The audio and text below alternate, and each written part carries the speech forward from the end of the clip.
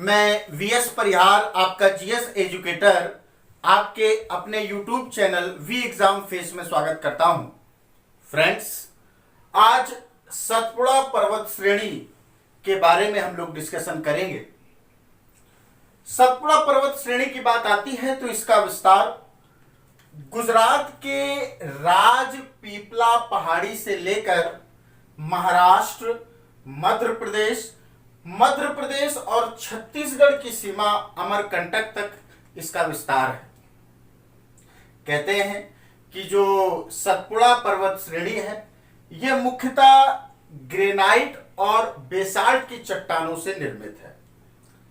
किस किस राज्यों में इसका विस्तार है तो गुजरात, महाराष्ट्र, मध्य प्रदेश और छत्तीसगढ़ की सीमा पर। हर राज्य में इसको अलग अलग नाम से जाना जाता है। गुजरात में इसको राजपीपला कहा जाता है, महाराष्ट्र में गाविलगढ़ के नाम से जाना जाता है, मध्य प्रदेश में महादेव पहाड़ी और मध्य प्रदेश और छत्तीसगढ़ की सीमा पर मैकाल का पठार। महादेव पहाड़ी पर ही एक चोटी है धूपगढ़, जो सतपुड़ा पर्वत की सबसे ऊंची चोटी है 1350 मीटर। तो अगर आपसे पूछा जाए कि सतपुड़ा पर्वत की सबसे ऊंची चोटी कौन सी है तो वह है धूपगढ़। यहीं पर पड़ता है मैकाल, जो इसकी सीमा पर है मध्य प्रदेश और छत्तीसगढ़ की। मैकाल क्योंकि आपने पढ़ा है कि इसकी सबसे ऊंची चोटी है अमरकंटक, और आपने पढ़ा था कि अमरकंटक से जो नदियां निकलती हैं, एक नदी निकलती है नर्मदा।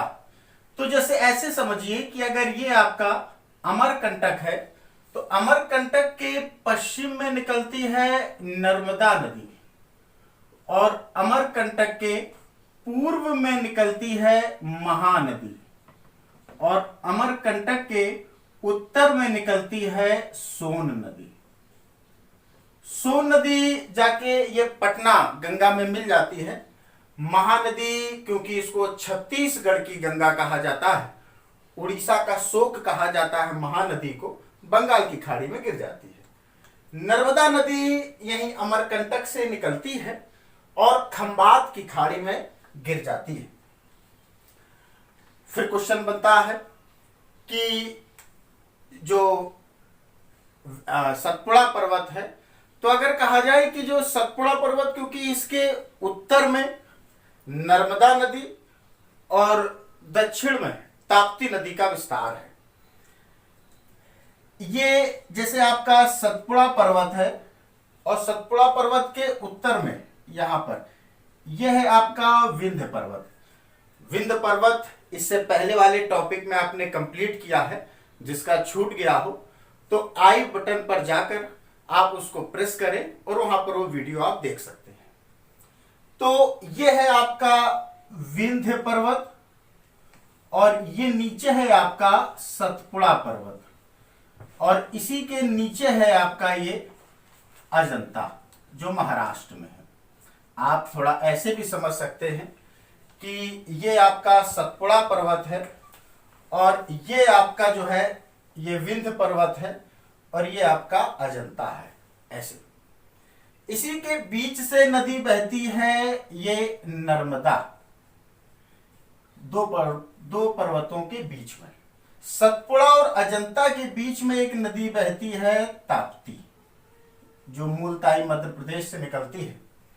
तो अगर कहा जाए कि क्योंकि एक इसी में शब्द आता है भ्रंश घाटी, या इसी को बोलते हैं रिफ्ट वैली। क्वेश्चन बनता है कि दो पर्वतों के बीच से बहने वाली नदी क्या कहलाती है तो उसको बोलते हैं भ्रंश घाटी। दो पर्वतों के बीच से बहने वाली नदी को भ्रंश घाटी कहा जाता है।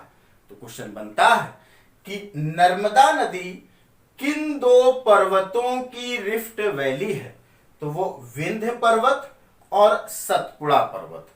ऐसे ही ताप्ती नदी सतपुड़ा और अजंता की रिफ्ट वैली है। क्वेश्चन बनता है कि ऐसी कितनी नदियां हैं जो भ्रंश घाटी का निर्माण करती हैं। तो भारत में ऐसी 3 नदियां हैं, 2 आपने पढ़ ली, एक नर्मदा और एक ताप्ती। एक ऐसी बगल में है छोटा नागपुर का पठार। यहां पर छोटा नागपुर के पठार से के बीचों बीच एक नदी गुजरती है और उस नदी का नाम है दामोदर। दामोदर नदी इसके बीचों बीच से गुजरती है।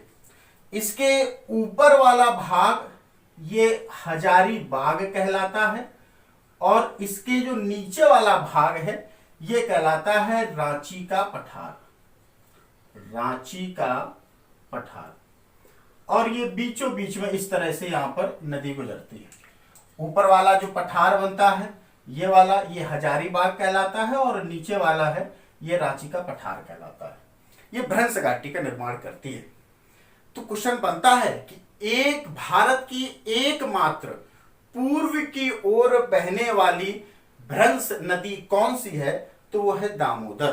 क्वेश्चन आता है कि भ्रंश नदियों को ज्यादा से कम की ओर क्रम से लगाइए। तो सबसे ज्यादा जो भ्रंश घाटी का निर्माण करती है वो नर्मदा, दूसरे नंबर पर ताप्ती और तीसरे नंबर पर है दामोदर। क्वेश्चन बनता है कि जो महादेव पहाड़ी है इसी पर ही स्थित है पंचमढ़ी। तो पंचमढ़ी क्योंकि एक पर्यटक स्थल है और एक ये दर्शनीय स्थल है। यहीं पर जटाशंकर है जो महादेव पहाड़ी पर ही स्थित है।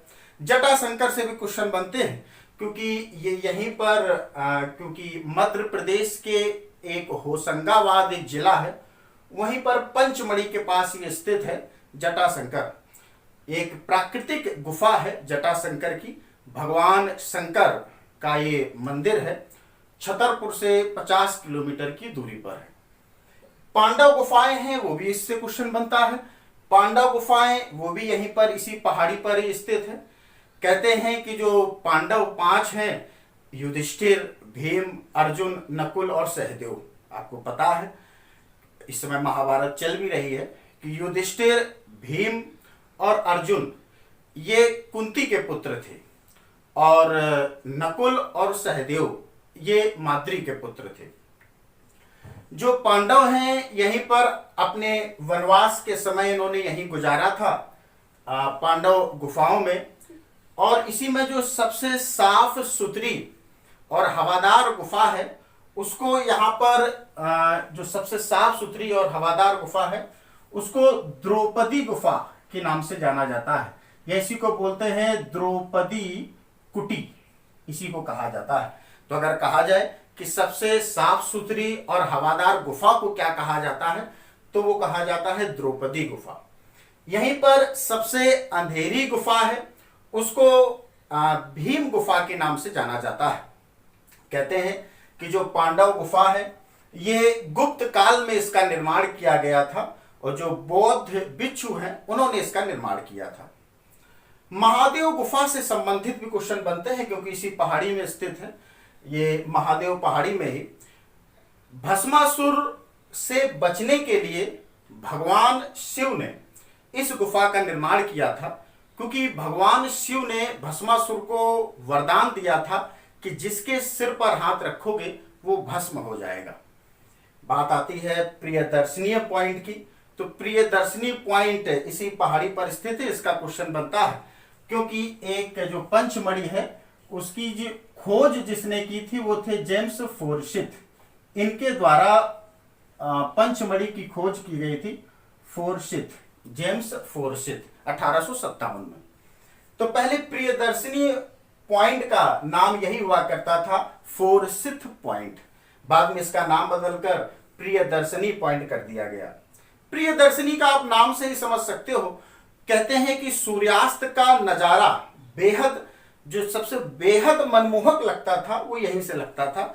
इसी कारण इसका नाम कर दिया गया है प्रियदर्शनी पॉइंट। एक शब्द आता है हंडी खो, ये भी इसी पहाड़ी से ही संबंधित है।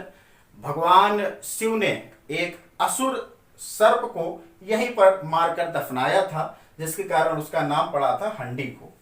एक शब्द आता है चौरागण। भगवान शिव को त्रिशूल भेंट करने के लिए यहाँ पर चौरागढ़ में एक मेला लगता है। तो पूछा जाता है कि चौरागढ़ का संबंध किससे है, तो वो भगवान शिव से है। यहाँ पर जितने श्रद्धालु होते हैं वो त्रिशूल भेंट करते हैं। तो आज आपने जितने जो सतपुड़ा पर्वत श्रेणी से संबंधित जितने क्वेश्चन बनते थे, आज आपने उसको डिस्कस किया है।